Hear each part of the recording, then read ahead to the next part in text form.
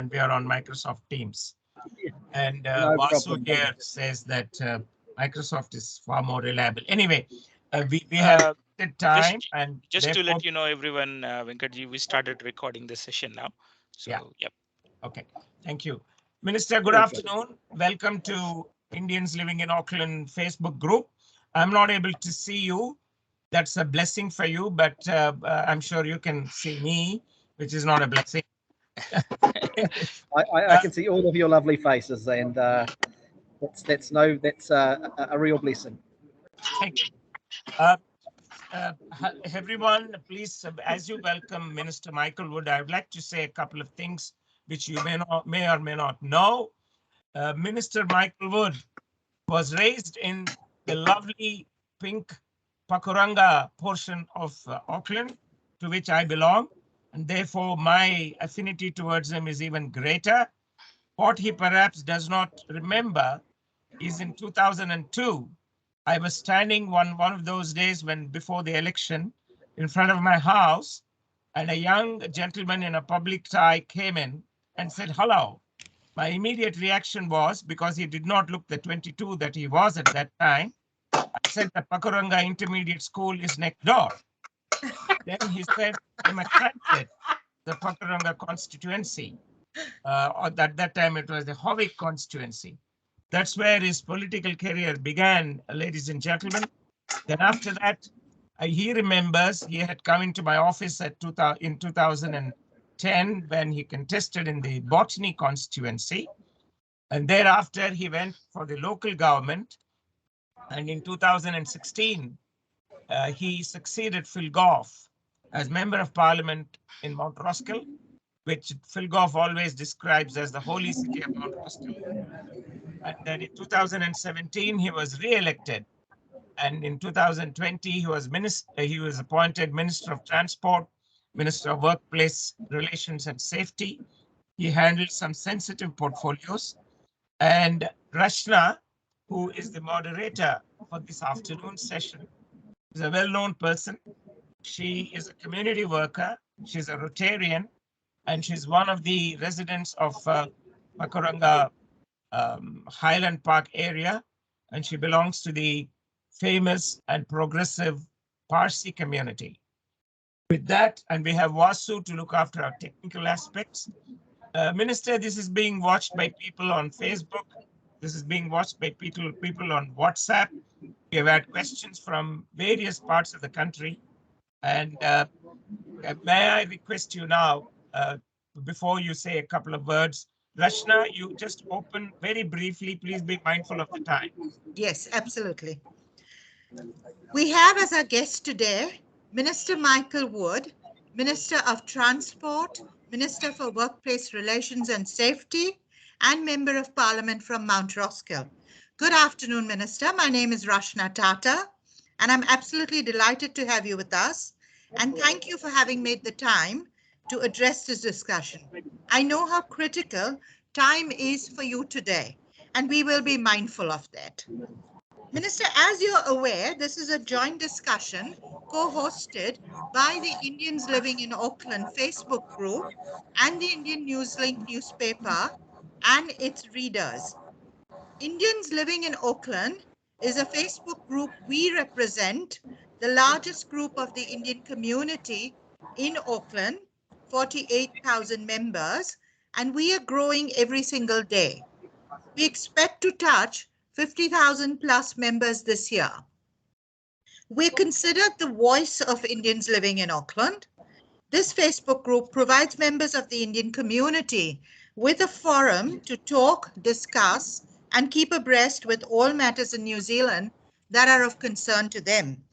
This page is also a live platform to ask the questions that are relevant to our members and raise issues that matter to them individually and as a community.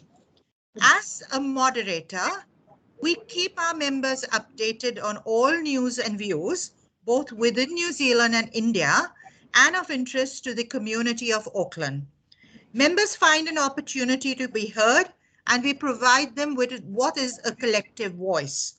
We hold these live discussions once every month with an important guest, in collaboration with the Indian Newslink newspaper and its well-known editor, Mr. Venkatraman.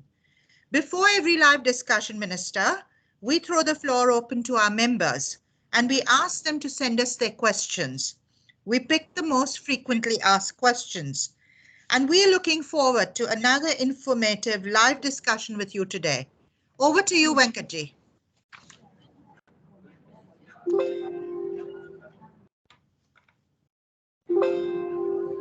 Minister, would you like to give an opening statement before we start?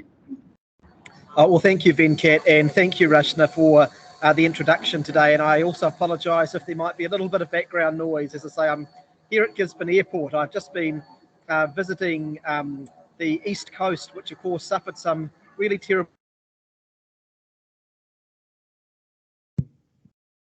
repair works to the roading network this afternoon. I'm just about to head back home to Auckland after this.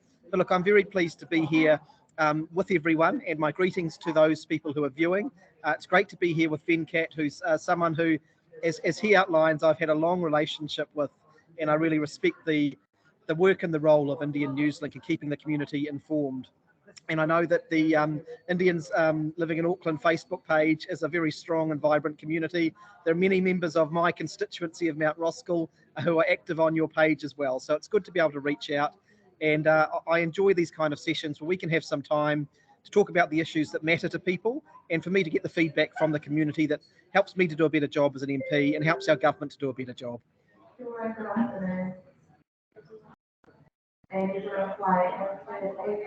you very much. Venkat, do you want me to carry on, or would you like please to carry on? No more interruptions. Please carry on. Okay, perfect. Minister, on to my first question.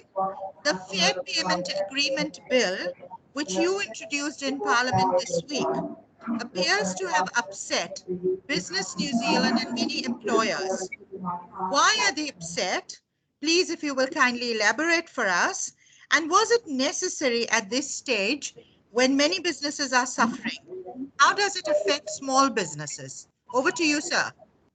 Well, thank you for the opportunity to talk about that issue. Fair pay agreements are one of those policies that we campaigned very openly and democratically on at the last election, and were part of Labour's manifesto. And I'm someone who fundamentally believes that as elected politicians, our first duty is to follow through on the things that we said we would do when we took our policies to the election. And so that is why it is important that we move forward with this policy. It's a policy that recognises that things in New Zealand's labour market haven't necessarily been working well for a long time. And the way that I think about it is this. We have many workers across our economy who do extremely important work and have kept our country going during COVID. Think about our cleaners, our bus drivers, our security guards, our aged care workers, but who often are on very poor wages, have very insecure work and very little say. And I don't think that's either sustainable or fair. But actually what many employers tell me is that they're not satisfied with the current situation either, because the situation they find themselves in now is if they try and do something about that and improve the terms and conditions of their workers, they can be undercut by others. So fair pay agreements are about putting a basic floor in place that pay and conditions cannot fall below. And that will encourage employers to compete not on low wages, but on the quality of their goods and services, on their innovation, their R&D, and all of those sorts of things. So with any big reform like this, I don't expect everyone to agree. Business New Zealand, of course, is entitled to their opinions, but that is the policy we campaigned on, and I actually think it will benefit everyone. Thank you very much, Minister. That was an excellent, description of what you want to do. On to my next question. What is the impact of COVID on workplace safety and employment relations?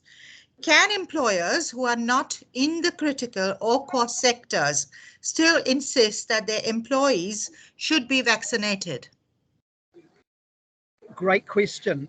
COVID has had really profound impacts on how workplaces operate. It affects the way that businesses deal with their customers. It affects the way that businesses and employees have to work together. It means that there's a greater role for WorkSafe to ensure that workplaces are safe. It's been a really complicated period for everyone to manage these situations. And the first thing that I would say is that generally speaking, I think in New Zealand, employers, employees, unions and others have worked together very, very well in a fast-changing situation to keep each other safe and to cooperate to solve some of these problems and challenges. In respect of workplace vaccinations, we've released revised guidance based on the Ministry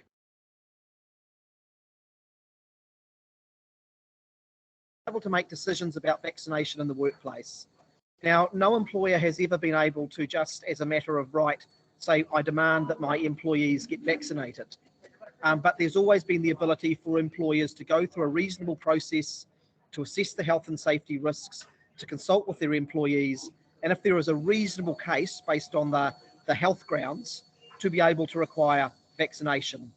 And that the advice that we've released this week basically says that the core thing to think about there is there a greater risk of your employees getting or transmitting the virus in the workplace than would normally be the case? And if that is the case, then there might be a case for there to be able to be a workplace vaccination requirement. But the employer should work that through carefully, should really consider all of the facts, should consult with their employees before they move forward and make a decision. But I would just, anytime I'm talking about this issue, I would just underscore the very important message that we encourage everyone to get fully vaccinated and boosted, regardless of any requirements in your workplace or not.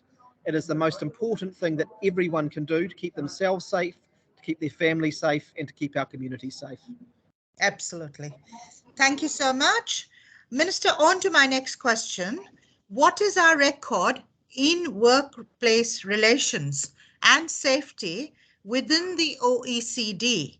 Are we slipping? Look, great question. And there are a range of different ways that we could look at that and measure it. New Zealand has some very effective processes in our workplace and relations and safety system. We have a lot of good relationships across the system and a lot of good practice, but we've actually also had some very long-standing weaknesses that we as a government are determined to fix. If I can give you one good example there, the number of fatalities across New Zealand workplaces per capita is twice as high as Australia and 4 times as high as the United Kingdom. Quite simply, we kill and harm more people in New Zealand workplaces than most developed countries do. And none of us could feel good about that. None of us should accept that or tolerate that. And so we've got a real challenge in front of us about how we change that, how we make sure that employers, unions and workers work together more closely, about how we really embed good health and safety systems into workplace practice instead of making it a sort of a checklist tick box thing that's often the ambulance at the bottom of the cliff. So as I say, a lot of good practice, but some areas where we can do better. Similarly, for a long period of time, our rate of labour productivity has been much lower than many other countries. Fair pay agreements are actually one way that we want to try and turn that round by taking the focus away from becoming profitable through low wages to incentivising employers to become profitable through investment in skills and training and innovation, because those are the kind of things that will really drive productivity and prosperity in the long run. So, like I say, a lot of good things happening, but as ever, there's room for improvement, and that's what we're focused on. Thank you very much, Minister. Appreciate the honesty with which you've answered this question. On to my next question. I'm just mindful of, your time. Minister, the traffic on Auckland's roads is getting worse. What are the plans of your government to fix this problem? And off-road parking is becoming a major problem in Auckland. Although this is a council issue, as an MP from Mount Roskill, can you take up this issue and advise the council or Auckland Transport to stop making the lives of residents of Auckland harder than what it is already? Look, transport and traffic are always top issues when I have these discussions, especially with people in Auckland, because we see and we experience it every day, although it has been a little bit quieter during the Omicron period. Probably the one and only good thing about that period, I would say. Look, the challenges we face with congestion in Auckland have been building up for 30 or 40 years.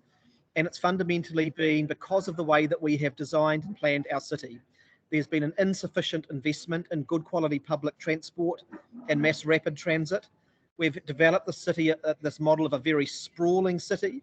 We've developed a model in which The vast majority of people don't have any transport choices and are solely dependent on driving their own vehicle to get most places that they need to go. And really the most effective cities around the world who have tackled congestion have invested in real choices, real public transport, good walking and cycling and those sorts of things. So this is a difficult bit for us, and this is a bit that brings together your two questions. If we keep doing the same things that we've been doing for 40 years in Auckland with our transport planning, we'll keep getting the same outcomes. And that's where the other parking issue that you raise is a challenging one, because quite frankly, unless we start doing some things to prioritise public transport along our busy corridors, the traffic will keep getting worse. At the moment on many of those corridors, we prioritise the storage of cars through parking over actually moving people. And so that is a problem that Auckland Transport is trying to solve. So I have some sympathy with them there. At the same time, they will need to work through that issue very carefully with local residents and businesses, listen to feedback and make sure they arrive at good solutions. But to be honest, we can't have it both ways. We won't be able to continue prioritising parking on our very busy roads all of the time and expect that the transport's going to get any better. We're going to at some point have to prioritise public transport and other modes if we really want to fix the underlying problems. Rachna? Yes, Venkat. Minister, may I ask a question here? In terms of Auckland CBD becoming more pedestrian friendly, that means less car friendly, how will people who are aged, senior people, disabled people be able to go into the CBD either for shopping or meeting their friends or having a cup of coffee if they're not allowed to drive in? Can you explain a little more about what's going on there, Minister? Yes, absolutely. Look, the move towards making the Auckland Central City a more pedestrian-friendly place, I strongly support. It makes it a more lively place. It makes it a safer place. It is actually better for business. Businesses will do far better when people have the ability to safely and freely walk and move about our city centres rather than us facilitating huge numbers of vehicles moving through there.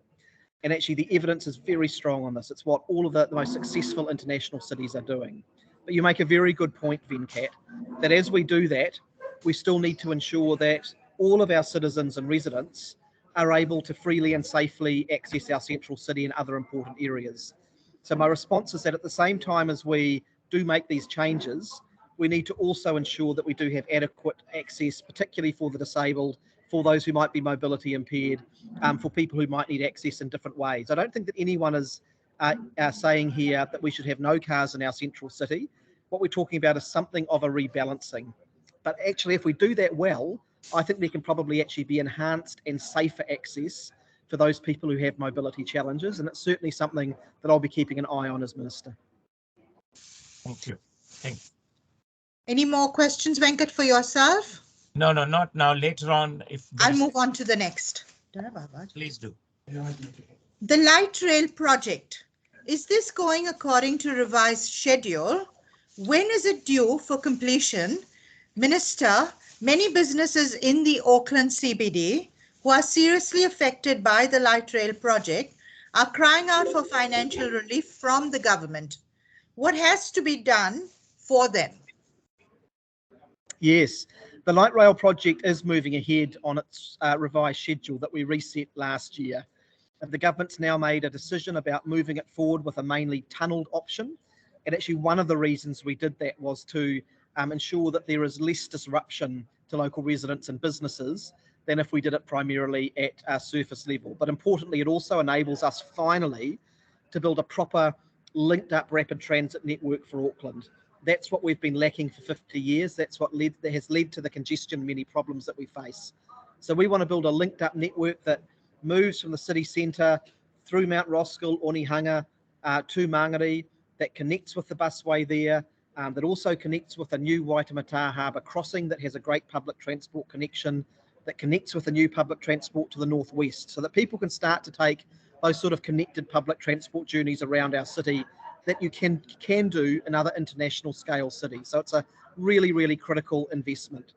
The next stage of that is that we're moving now into the detailed design of this project. It's a huge project. It'll shape our city for years to come.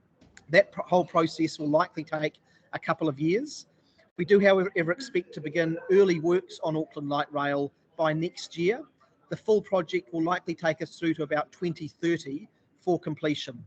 You don't get these big projects done super quickly, but once you've got them done, they will serve our city for 100 years or more. In respect of central city businesses and disruption issues, I think possibly what's being reflected there, some of the disruption that's been experienced through the City Rail Link project, which is ongoing at the moment. That project is on track to be finished by late 2024, early 2025. When it was set up by the previous government, there was no compensation scheme for those businesses. As of last year, I have set up with Mayor Goff and Auckland Council a $12 million compensation scheme, which is now paying out compensation support to businesses who have been seriously affected. I think that's really important that we do try and look after those businesses as we move forward with these important projects for our city. Lovely. Thank you very much, Minister. Another dimension to the same question. So like, you've just explained, so the money has been paid, or are you likely to pay each of the businesses affected by the light rail project in Auckland? Well, I'll just break it down into the City Rail Link project, which is currently being constructed, and the light rail project, which we're at a planning stage for. So with the City Rail Link project, it's an application-based scheme. So in the area where there's the most serious disruption, businesses are able to apply for compensation support from that $12 million fund that we've set up. There are criteria to ensure that we are being responsible with that public money. But more or less what it looks at is what is the difference between what we would expect the financial position of that business now compared to what we expect the financial position of that business would be were it not for that project. And we make an assessment and provide support.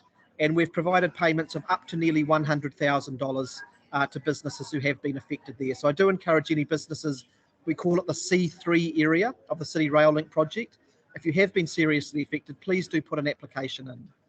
For the Auckland Light Rail project, which we are designing in detail now, what we have said is that before we start construction, we will be establishing a fit-for-purpose compensation scheme for that project, and we'll be looking to work that through to consult with businesses and residents over the coming year so that we design a scheme that gives them that support from the beginning.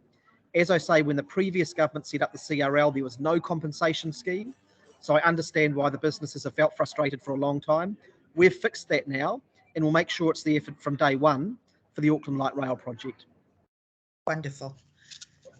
Minister, we all agree that Auckland needs better infrastructure, including perhaps a metro rail system. Will you consider such a scheme? Can you work together with opposition parties and stakeholders so that objections are not raised on all new proposals? Venkat, would you care to elaborate on that? Yes, Minister, what you mentioned about the City Rail project is actually a revelation for many people. I've just received a text message from a reader who says that he was unnecessarily criticizing the Labour Party for the sins that they were carrying, as he says, from the previous regime. I think you should make it very clear that you are trying to fix some of the problems that were imposed on you, or rather you inherited, because clearly compensation was not mentioned in the earlier scheme. That being said, we are also often hear people saying that Singapore has a better transport system, Australia has a better transport system, Dubai has, etc. I think the problem here is that we leave too much for public consultation, and there is too much of opposition, and therefore the project is shelved or it dies.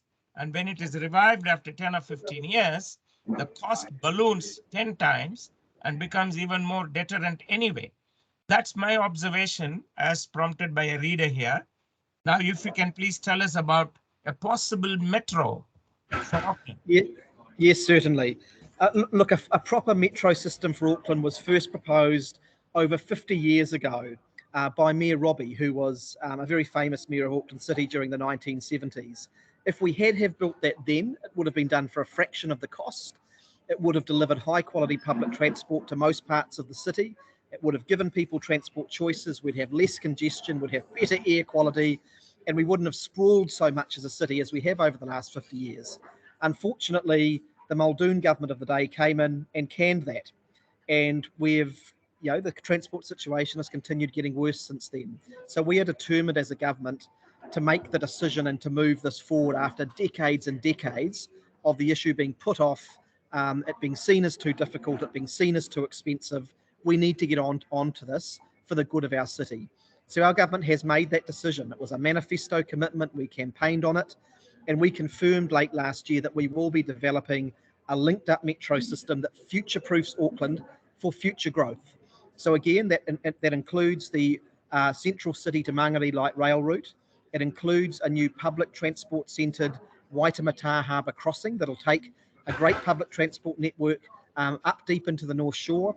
It includes a new rapid transit network to the northwest, and it includes a connection out through the Eastern Busway to your part of the world in Pakaranga and Botany as well. And the key thing is that they will link together, and it'll be a network across the whole city. That's what we lack.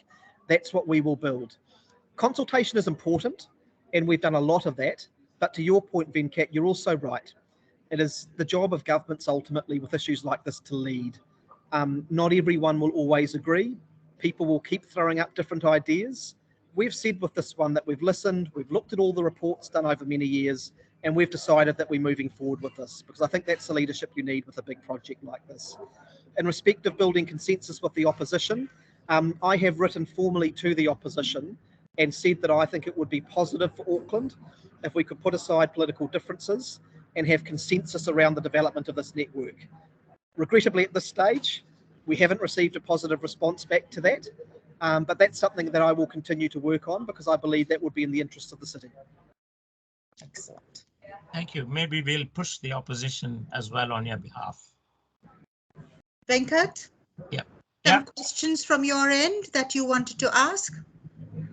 This is what exactly, what I wanted to ask him was this. Minister, a question that is really not your portfolio, but because you're known as a person of compassion and you always serve your constituents as well as you want to serve the others, may I hazard a question that doesn't really relate to you, which is of crime. There has been two opposing statements made. You can parry this question if you don't want to answer because it's not your portfolio, of what the police minister had said and what one of the members of parliament in almost your neighboring constituency said a couple of days ago. Do you have any comment to say about the gangs in Mount Roskill area or in any of the adjoining areas that is of concern? Yes, Venkat, I'm happy to reflect on that issue, Venkat. Look, I really abhor some of the gang violence that we have seen in recent times in our communities. It's not an entirely new problem. It's an issue that has been with us for some time. And I think there is some unfortunate politicisation that has gone on here, because you can actually track back these issues through successive decades. It's been a problem that we've never entirely got on top of. I think it's also true that in recent times we've had some additional pressures. We've had the 501 deportees from Australia who have clearly inflamed that problem. And I think there have also been some particular issues that have been exacerbated by the COVID pandemic. So it's really important that we give police the resources that they need to get on top of this issue. That's why we've been very proud as a government to have funded 1,800 new police. Ultimately, police can't get on top of this problem if they don't have enough cops on the beat. Those numbers flatlined to some degree under the previous government. We've funded them to get the boost that they need, including a focus on organised crime amongst up to 700 of those new recruits. So we're trying to provide police with those resources. There is clearly a real issue there that needs to be resolved, but also critically, we need not just to say, police, this is your problem. We need the whole community to work together on this. We need community leaders across Pacific, Māori, ethnic communities, local government, MPs to come together to find solutions. Because yes, police have got a job to go in there to arrest the bad guys, to break up the events where things are happening. But actually we've got to build a strong society underneath that, where young people aren't drawn into gangs, where young people get access to good education, opportunities, meaningful employment. That is what will ultimately make us a safer society and that is a key to our government's work. Minister, coming back to the issue of workplace safety that you mentioned, in terms of vaccination, there's considerable confusion in this area, and we work closely with Employment New Zealand of MBIE to disseminate information on this. And sometimes the laws that are changed can cause confusion. So what happens in terms of workplace safety if an unvaccinated person wants to continue to work? Does the employer have the right to shift that person to a safer area, suspend that employee, terminate that employee, or give him or give others a warning and ask him or her to continue? What exactly is the ministry's situation in this aspect? Firstly, then, I would encourage any businesses dealing with this area to review the recent guidance that we issued. It was on Wednesday of this week, which is now on the Employment New Zealand website and the WorkSafe website, and it breaks down practical advice about how to tackle these issues. It will vary depending on the particular situations of a work site. So, for example, you could maybe imagine an office environment in which people work at very small number of people work at some distance from each other, don't have to interact much, don't have customers coming in, and everyone's in very good health. There might very well be quite a limited case for a vaccination requirement there. On the other hand, you might have a workplace environment where maybe you are sending workers out to interact with the elderly who are more vulnerable to COVID on a regular basis. There might therefore be a stronger ability for an employer to require vaccination in that case.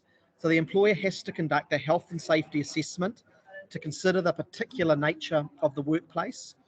And as I say, at the core, to consider whether there is a higher risk of people contracting and passing on COVID in that environment than in everyday life.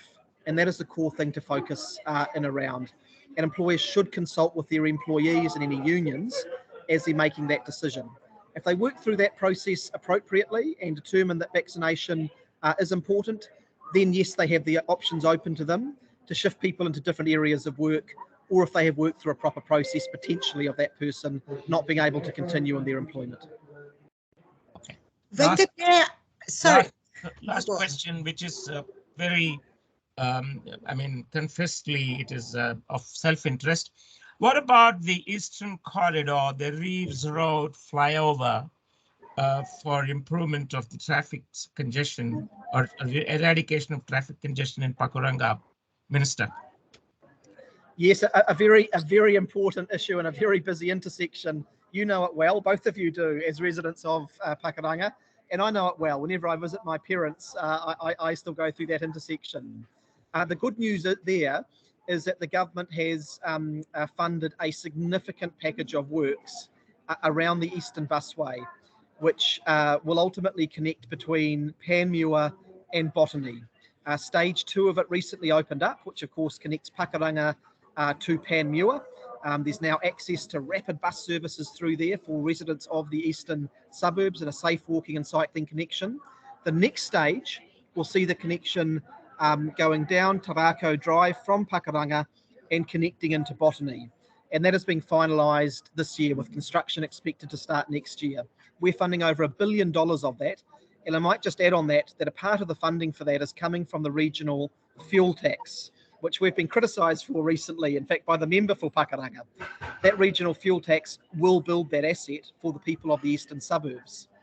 As a part of that, we will be making major improvements to that very busy Reeves Road intersection so that traffic can flow much more smoothly through it. So it will be a huge benefit both to people who want better public transport services, but it will also ensure a smoother and less congested ride for people who are driving their cars through that area.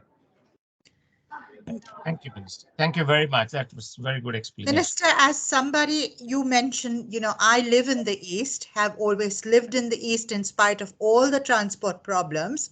And when I started, going into the CBD in 2003, it took me 45 minutes, finally landed up taking me 1.5 hours each way or more. So, all of us in the East quickly need some sort of transport solution. And we do hope, every government that comes in does realize that, this has to end. Look, absolutely. As far as I'm concerned, the East Auckland has had some of the most difficult access to quality transport of any part of Auckland.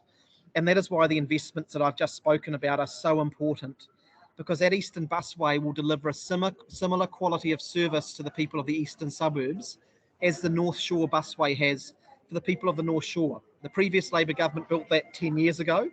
At the time, some people said, oh, people on the North Shore, they'll never use public transport.